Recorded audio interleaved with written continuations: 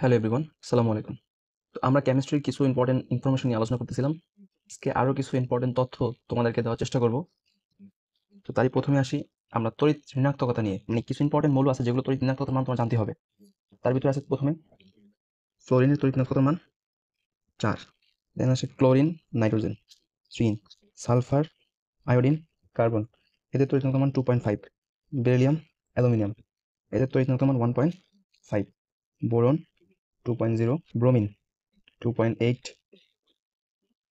Hydrogen, phosphorus 2.1, sodium 0.9, magnesium 1.2, oxygen 3.5, lithium 1.0, silicon 1.8। মোটামুটি এই সব মৌলের তড়িৎ ঋণাত্মকতার মান জানলে কোনো কিছুতে প্রবলেম হবে না, এগুলো মুখস্থ করে ফেলবা। দেন আসি আমরা তড়িৎ ঋণাত্মকতার পার্থক্যের বিষয়ে এক একটা যৌগ এক এক ধর্ম প্রদর্শন করে। যেমন 0 থেকে 0.5 ভিতরে থাকলে তড়িৎ ঋণাত্মকতার পার্থক্য সেটা অপোলার সমযোজী। অপোলার সমযোজী 0.5 থেকে 1.5 ভিতরে থাকলে এটা পোলার সমযোজী। পোলার সমযোজী। দেন আসি 1.7 থেকে বেশি হলে সেটা হয় কি আয়নিক যৌগ। 0 হলে সেটা বিশুদ্ধ সমযোজী। বিশুদ্ধ সমযোজী। তো কিছু উদাহরণ দেওয়া যাক। যেমন আসি তোমার ফ্লোরিন, ক্লোরিন। এদের ফ্লোরিন পার্থক্য মানে ফ্লোরিনে FF 4, তো এদের পার্থক্য 0। 4 বিয়োগ 4 0। ক্লোরিনের তড়িৎ ঋণাত্মকতার মান 3। 3 বিয়োগ 3 0। যেমন আসা যাক মিথেন CH4।